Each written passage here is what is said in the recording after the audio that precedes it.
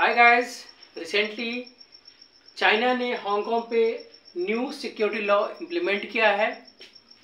इस वजह से वहाँ पे कुछ कंट्रोवर्सी हुई है। रीजन कारण यह है कि यूएस एंड यूके ने इस लॉ को क्रिटिसाइज किया है और कहा है कि ये लॉ फ्रीडम ऑफ एक्सप्रेशन को कर्टेल करेगा।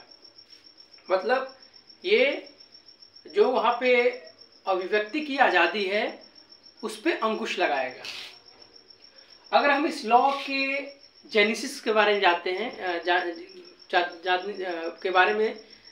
हैं तो इसका जो जेनेसिस है ये 2019 का है।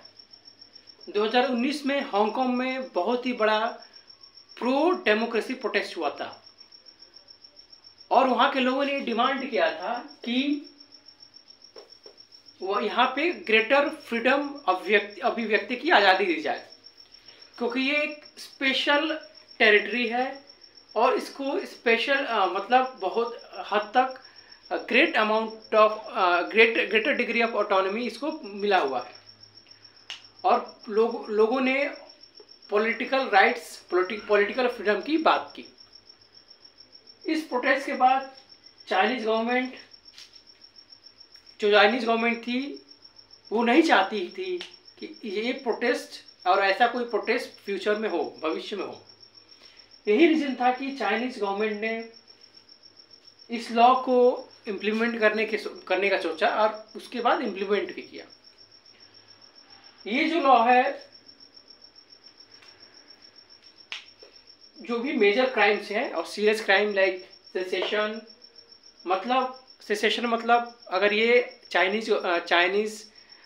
से अलग होना चाहता है, सबवर्जन, कोई भी एक्टिविटी जो चाइनीज के हित को नुकसान करे, आतंकवाद और किसी भी फॉरेन फोर्सेस के साथ मिलके कोई एंटी चाइना एक्टिविटी करे, उसको आजीवन कारावास तक हो सकती है। मतलब ये मेजर क्राइम्स को डील करता है। इसके बाद इस लॉ का बहुत सारे देशों ने विरोध किया। अगर हम हांगकांग की बात करें तो ये एक ब्रिटिश सिपाही की कॉलोनी थी। मतलब यहाँ पे 1997 से पहले ब्रिटिश गवर्नमेंट रूल करती थी, लेकिन 1997 में ब्रिटिश गवर्नमेंट ने इस टेरिटरी को चाइना को हैंड ओवर कर दिया। और ये जो हैंड ओवर है, एक Sino Britain joint declaration sign हुआ था। वो दोनों देशों ने इस डिक्लेरेशन को साइन किया था और उस डिक्लेरेशन में कुछ इंपॉर्टेंट फैक्ट्स थे। फैक्ट्स ये था कि फॉर द 50 ईयर्स, मतलब 1997 से आगे 50 साल तक जो हांगकांग होगा, एक स्पेशल डिग्री ऑफ ऑटोनॉमी उसके पास रहेगी। मतलब जो हांगकांग है एक स्वायत्त टेरिटरी होगा, क्षेत्र होगा, और वहाँ पे पॉलिटिकल फ्रीडम होंगे। और ये ब्रिटिश गवर्नमेंट की जिम्मेदारी होगी, रिस्पॉन्सिबिलिटी होगी, ऑब्लिगेशन होगा कि ये इंश्योर करे कि जो भी चीज़ें इस ज्वाइंट डिक्लेरेशन में मेंशन है वो वहाँ पे इम्प्लीमेंट हो। साथ में जो हांगकांग का मिनी संविधान है, जो अपना संविधान है, कॉन्स्टिट्यूशन है, उसको हम बेसिक लॉ भी कहते हैं। उसके पास ये भी पावर है कि जो भी टेररिज्म या एस्पियोनाज से रिलेटेड केसेस हैं उसके बारे में भी, जो भी मेजर क्राइम है, लॉ पास कर सकता है। जब ऑलरेडी हांगकांग के पास ये पावर है तो चाइनीज गवर्नमेंट को इस लॉ को लाने की क्या जरूरत थी? तो ये भी एक मुद्दा है।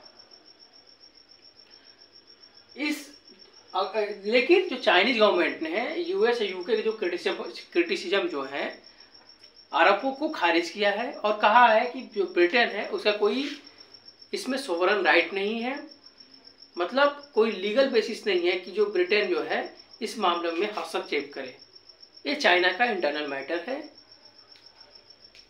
ये जो भी इम्पोर्टेंट फैक्ट्स थे, तथ्य थे, हांगकांग सिक्योरिटी लॉ के बारे में थे। धन्यवाद।